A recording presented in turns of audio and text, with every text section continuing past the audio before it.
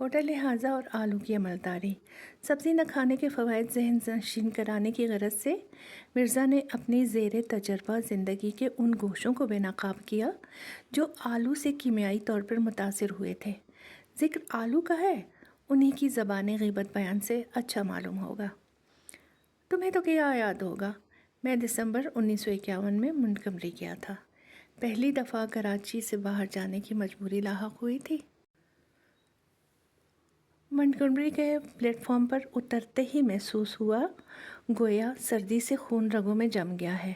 ادھر چائے کے اسٹال کے پاس ایک بڑے میاں گرم چائے کی بجائے مالٹے کا رس پیے چلے جا رہے تھے۔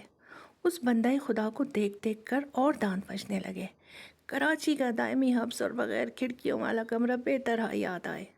کلی اور تانکے والے سے صلاح مشورے کے بعد ایک ہوٹل میں بستر لگا دیا، جس کا اصلی نام آج تک معلوم نہ ہو سکا، لیکن مینیجر سے لے کر مہتر تک سبھی اسے ہوٹل حاضہ کہتے تھے۔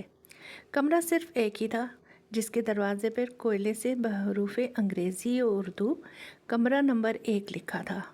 ہوٹل حاضہ میں نہ صرف یہ کہ کوئی دوسرا کمرہ نہیں تھا، بلکہ مستقبل قریب یا بعید میں اس کی تعمیر کا امکان بھی نظر نہیں آتا تھا، کیونکہ ہوٹل کے 3 طرف میونسپلٹی کی سڑک تھی اور چوتھی طرف اسی ادارے کی مرکزی نالی، جو شہر کی گندگی کو شہر ہی میں رکھتی تھی، جنگل تک پھیلنے نہیں دیتی تھی۔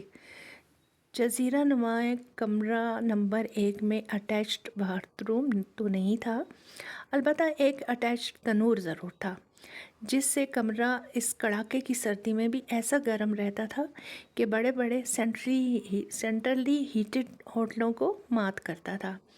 پہلی رات ہم بنیان پہنے سو رہے تھے کہ 3 بجے صبح جو تپش سے ایک آنکھ کھلی تو دیکھا کہ مامدین بیرا ہمارے سرہانے ہاتھ بھر لمبی خون آلود چھری لیے کھڑا ہے۔ ہم نے فوراً اپنی گردن پر ہاتھ پھیر کر دیکھا، پھر چپکے سے بنیان میں ہاتھ ڈال کر پیٹ پر چٹکی لی اور پھر کلمہ پڑھ کر اتنی زور سے چیخ ماری کہ مامدین اچھل پڑا اور چھری چھوڑ کر بھاگ گیا۔ تھوڑی دیر بعد 2-3 بیرے سمجھا بجھا کر اسے واپس لے آئے۔ اس کے اوسان بجا ہوئے تو معلوم ہوا کہ چھری سے وہ ننھی ننھی بٹیریں ذبح کر رہا تھا۔ ہم نے ایک وقار کے ساتھ کہا، عقل مند آدمی، یہ پہلے کیوں نہیں بتایا؟ اس نے فوراً اپنی بھول کی معافی مانگی اور وعدہ کیا کہ آئندہ وہ پہلے ہی بتا دیا کرے گا کہ چھری سے بٹیر ہی ذبح کرنا چاہتا ہے۔ نیز اس نے آسان پنجابی میں یہ بھی یقین دلایا کہ آئندہ وہ چیخ سن کر ڈرپوکوں کی طرح خوفزدہ نہیں ہوا کرے گا۔ ہم نے رسان سے پوچھا، تم انہیں کیوں ذبح کر رہے تھے؟ بولا، جناب ضلع منٹگمری میں جانور کو حلال کر کے کھاتے ہیں، آپ بھی کھائیں گے؟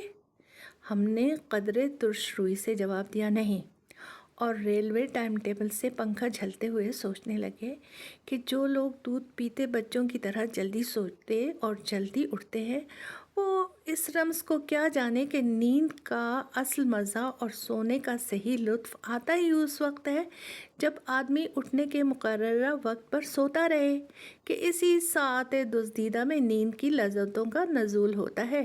اسی لیے کسی جانور کو صبح دیر تک سونے کی صلاحیت نہیں بخشی گئی۔ اپنے اشرف المخلوقات ہونے پر خود کو مبارکباد دیتے دیتے صبح ہو گئی اور ہم پوری اور آلو چھولے کا ناشتہ کر کے اپنے کام پر چلے گئے۔ تھوڑی دیر بعد معدے میں گرانی محسوس ہوئی، لہٰذا دوپہر کو آلو پلاؤ اور رات کو آلو اور پنیر کا قورمہ کھا کر تنور کی گرمائی میں ایسے سوئے کہ صبح 4 بجے بیرے نے اپنی مخصوص طریقے سے ہمیں جگایا، جس کی تفصیل آگے آئے گی۔